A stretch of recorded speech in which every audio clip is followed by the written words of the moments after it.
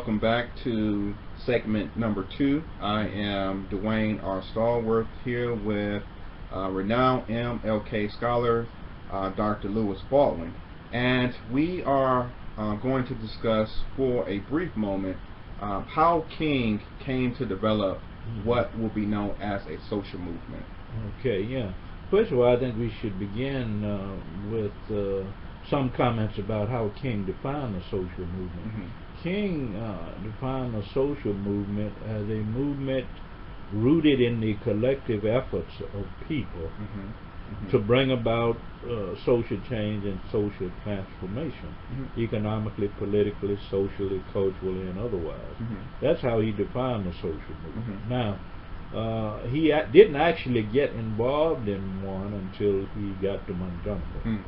He'd always thought in terms of contributing something to the elimination of Jim Crow in the South. He had that in mind at Morehouse, and also when he went to Crozer Seminary in Boston University. He always thought in terms of you know, how can I apply the education I'm getting here to efforts to really bring about lasting and much needed change in the South. So he had always thought in terms of a social movement, but it was in Montgomery in 1955 that he was actually catapulted to leadership in the Montgomery bus boycott. And at that point he began to think seriously about, you know, just how social movements are organized and how they are launched with an eye toward gaining you know, the necessary successes that one might be out to gain.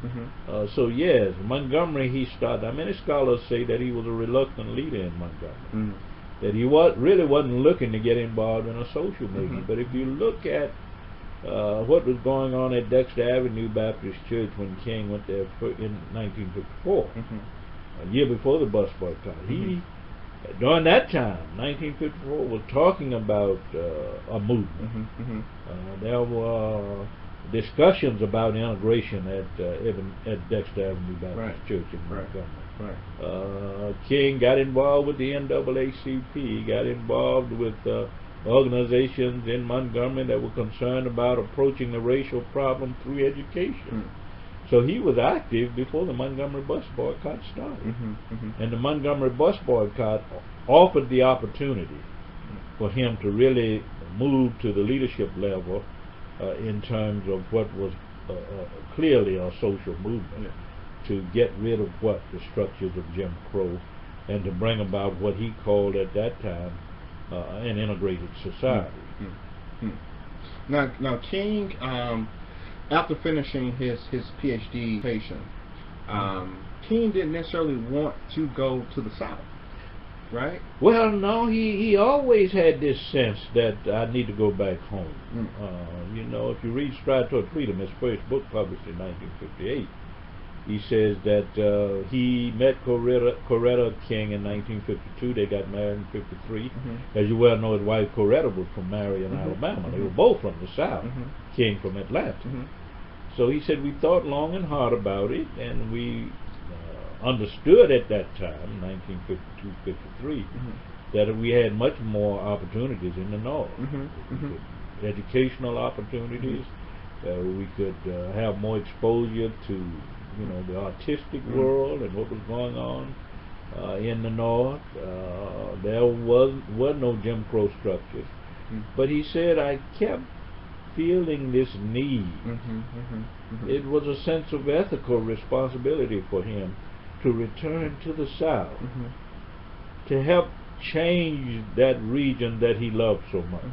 And of course Coretta King shared that as well. So they decided in 1954, hey, we're going to Montgomery, Alabama. So there was always that understanding. King had this, I like to always put it this way, he had that sense of regional identity in a Southern context. He also had this sense of regional responsibility in a Southern context. That is, not only am I a Southerner by birth, culturally speaking, but I have this need, like so many Southerners, to go back to the South and to help change it for the better. Yeah. Yeah, and I think it's important for us to kind of investigate that in between point, because King received several invitations to pastorates in the north. Yeah. Also professorships. Exactly, and deanships. Garrett Biblical Institute in Evanston, Illinois, offered him a deanship. A church in Massachusetts, one in New York. Churches were interested in him. There were possibilities for professorship at major colleges, universities in the north. But King turned all of that down ultimately, and decided to go to Montgomery, Alabama, to become pastor of the Dexter Avenue Baptist Church. So that sense of place in a Southern context, this need to go back to where I was born and where I was raised, and help correct the problems that exist there, particularly around issues of race and racial segregation.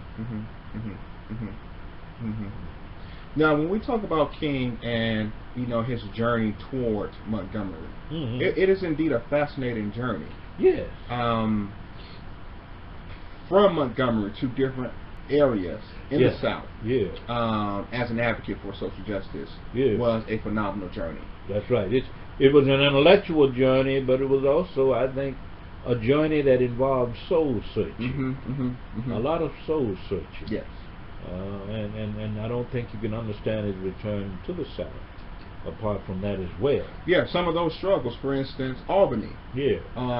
But not just the Southern context, but going to the Midwest, Chicago. Yes, yes. So those are some traumatic experience for King in terms of pushing for or keeping momentum going within the movement. Let's talk a little bit about those moments. And I think there's no question that King confronted challenges. There were successes, there were failures, there were setbacks at times. And you mentioned Albany. After the Montgomery struggle in 1955-56, which was successful, you get the successful employment of nonviolent direct action, which results in the elimination of bus segregation. Then in 1961, King goes to Albany, Georgia, and the effort there involved striking down segregation or Jim Crow at all levels, in parks, in libraries, bus terminals, etc. It was not successful. It was a fiasco. In fact, Dr. King's movement in Albany was a great failure. And he left Albany in 1962 very depressed. And as you well know, he moved into Birmingham and St. Augustine, Florida, and Selma and Chicago and Washington, D.C., all of these areas.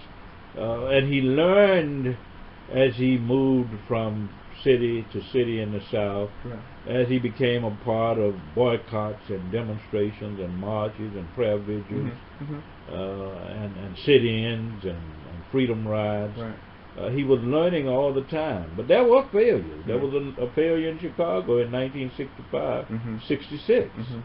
And Dr. King was often depressed and frustrated. But we have to see these failures also as learning experiences. Dr. King said they were not unqualified failures. Yes. Because we learned something from them, and we also were able to achieve something, even in the midst of failure. So, yes, I think these movements, and we don't tend to think of them as learning experiences for Dr. King, as helping really to make him a stronger leader. And this is what happened in Albany, this is what happened in Chicago. King often talks about this existential reality, the ultimate concern of death. Yeah. It's plagued throughout the rhetoric of King. Yeah. Talk a little bit about how he carried that burden, because you talk about his depression. Yeah. And again, from a snapshot viewpoint, we only see the triumphant King. Absolutely. The successful King.